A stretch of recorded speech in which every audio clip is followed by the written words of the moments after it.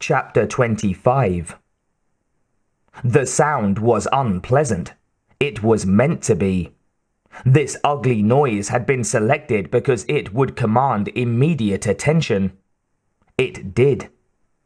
When the special telephone that linked the cab to the FBI in Manhattan began buzzing insistently, every head in the chamber turned towards the source of the annoying sound. A moment later, Hamilton and the FAA people watched the detective lift the beige receiver. "Malone," he announced bluntly. "One moment, please," an unfamiliar voice replied. As he waited, Malone saw that the others in the cab were looking and listening. Without animosity, he automatically shifted to face the window so they couldn't hear what he was saying. Now another voice came from the phone.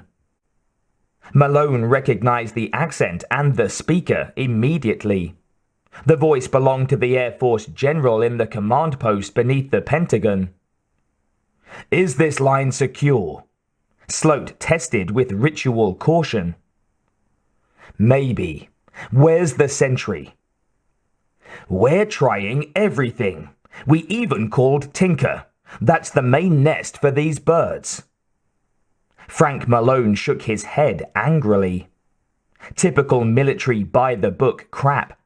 It was ridiculous to seek help from the distant Tinker Air Force Base in Oklahoma just because it was the E-3A Wing's headquarters. With those heavily loaded Boeings flying at no more than 510 miles an hour, Tinker was more than 2.5 hours from the besieged New York area airports. "Can't you get a plane from Langley?" Malone demanded. "We're working on it," Sloat assured. "One should be taking off very soon." "How goddamn soon? When will it get here?" "We estimate 10:16. Malone flinched. Not soon enough. If Annie Green's numbers were right, TWA-22 would run out of fuel at 9:47. Several other airliners would fall within a dozen minutes after that, well before the E-3A arrived. "One more thing," Sloat continued quickly. "Some woman called from ONI to ask about you. She'd already talked to the FBI, but she wanted to double-check. Gave me a message for you." ONI, the Office of Naval Intelligence, C-Sweep. Had they identified the voice on the tape? "What's the message?" "Well, it's short. One word. She insisted on spelling it. Twice." "What word?" "Venom. Venom." Frank Malone nodded. It figured. Staub. Venom was the US intelligence community's codename for savage, tricky Willi Staub, a cunning and meticulous monster whose mind was as dangerous as his pistol. He was responsible for hundreds of deaths. But Malone wasn't the least bit intimidated. He nodded again, oddly content. Number one was no longer nameless, faceless, mysterious. He had an identity, a size, a shape, and a past. There were fat files on Willi Staub. They included more than data on his artificial right eye, known associates, and usual weapons. They bulged with details of his methods, disguises, language skills, and operating patterns. There was also a special personality study, a biographical summary, a psychological profile, and a motivational analysis of his political views and target selections filled many pages in that inch-thick dossier. It was one of 5 classified reports on major terrorists that the FBI had secretly distributed to chiefs of key US counter-terrorist units 12 days before the bombing of Libya. Malone had read and reread his copies carefully. He had learned a lot about Willi Staub. While it obviously wasn't everything, it was enough to make the detective feel better about this duel. He knew much more about Staub than the wily terrorist knew about him. The odds were changing. But time was running out. It was 9:03 now. Malone had only 44 minutes to avert a massacre. Venom, the general repeated. She said to call her if you didn't understand. Okay, Malone replied non-committally. Anything else? Just that I hope our bird does the job for you. Me too, the detective lied. If Staub had a spy listening, the untruth might convince the eavesdropper that Malone was still counting on the AWACS plane. Maybe an aircraft that couldn't arrive in time would distract or confuse the enemy. Illusion could be just as dangerous as reality in this kind of war, Frank Malone reflected as he hung up the telephone. Then he saw that Wilbur was back in the cab. Reflected in the window that Malone faced, the FAA executive and Annie Green were speaking earnestly. As the detective turned, they walked towards him. Any word from Washington? Wilbur asked nervously. Nothing important. Where have you been? My office. Since you think it's safer to phone from there, I went down to call Newark and LaGuardia. It made sense, but that didn't mean it was true. Call about what? Malone questioned. Well, the whole situation. Their ILS was blasted at exactly the same time our gear went. Of course, Malone said irritably. Did they get any phone calls? One each. A man who sounded Hispanic said their inbound planes were being held hostage and he'd get back with his terms. He didn't. Malone nodded. Only one call each to Newark and LaGuardia. Another piece for the puzzle. Staub was concentrating on Kennedy.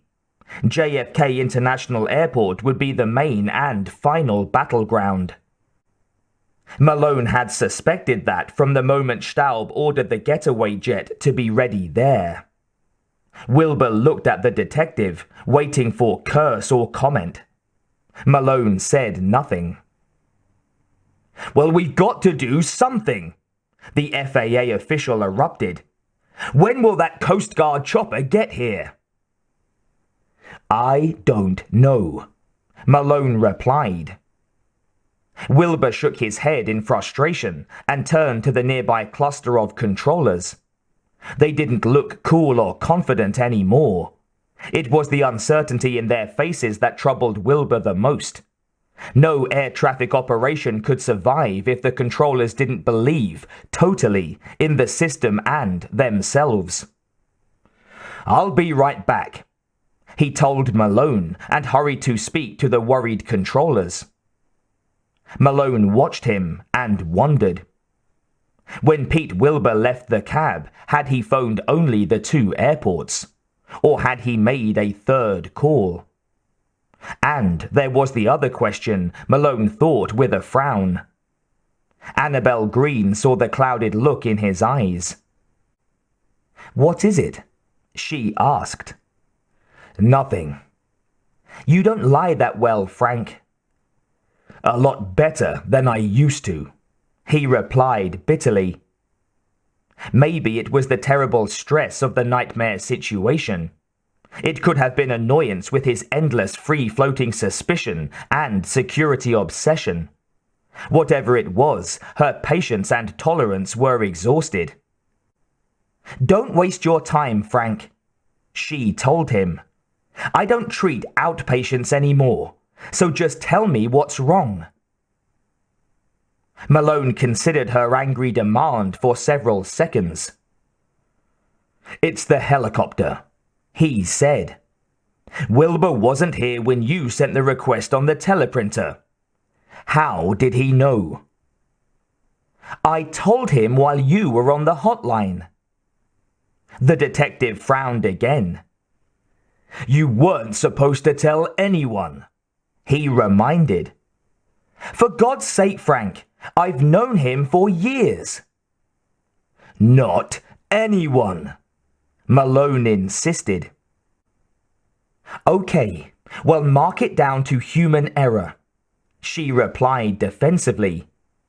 Being so damn perfect yourself, I guess you wouldn't know anything about human error. I'm a cop, Annie. Human error is my business. As for having all the answers, I don't even know half the questions. Please don't fight me, he appealed. I need your help. Maybe he had changed. He was admitting that he was vulnerable, she thought. Suddenly, she felt vulnerable herself. She hadn't done that in a long time. In the 3 hard years since her husband died, she had been wary and safe, and quite alone. Leaning closer, Malone spoke again in a low, intense voice. You've helped me so much already. Please, don't stop now. She looked into his wide blue eyes, and she remembered. A split second later, she found herself wondering about his wife. Then Annie Green felt embarrassed and a little afraid. In this situation, such thoughts could be very dangerous. Who his wife was and what she was like were none of Annie Green's business. Her business was officially defined in a bulky FAA manual under Air Traffic Control, Tower Watch Supervisor. That was all she really was to Captain Frank Malone tonight, and there wasn't going to be any tomorrow for Annie Green and Frank Malone, she reflected. There couldn't be. Misinterpreting her silence, Malone thought she was resisting. Please, he pressed. She forced herself to smile. All right, Frank. She sighed, a moment before the teleprinter started stuttering again. Some 180 yards away, Robert Raymond and Jeffrey Raymond were ignoring each other in a public lavatory. It wasn't the usual avoidance of eye contact that prevails in men's toilets around the globe. This was an age thing. Lanky Robert Raymond was nearly 16. Peering into the large mirror, he was much more interested in parting his flaxen hair just right than in paying attention to his precocious 9-year-old brother. Their father would arrive any minute now on British Airways Flight 126 from London, and the teenager wanted to look neat. The younger boy wasn't thinking about his appearance. He was facing the toilet stalls, not the mirror. As usual, he was focused on the calculator he held in his left hand. Now, chubby Jeffrey Raymond tapped the device's keys once more. As he considered the numbers, his lips parted just enough to expose the gleaming metal of his dental braces. Uh-huh, he said. Then he heard a loud thump. Something heavy had fallen nearby. He glanced around the chamber, saw nothing on the floor, and noticed that one stall's door was closed. Whatever fell had to be inside there. He studied the door for several seconds before he called to his brother. Robbie? Humming softly to himself, the teenager continued fine-tuning the parting in his hair. Robbie! What is it? The older boy asked impatiently. Comb in hand, Robert Raymond turned. He saw his brother pointing at the bottom of the closed door. Something was protruding out from under it. After a few seconds, the teenager recognized it as the tip of a black shoe. He's probably had too much to drink, the almost 16-year-old announced authoritatively. Just sleeping it off. Nothing to worry about. Then he wasn't so sure. A very thin stream was oozing slowly from the closed booth out onto the tile floor. Recalling his brief glimpse of a gory corpse in the safe driving film shown at his high school last month, Robert Raymond stared at the dark red rivulet uneasily. The colors matched. Yes, this could be blood.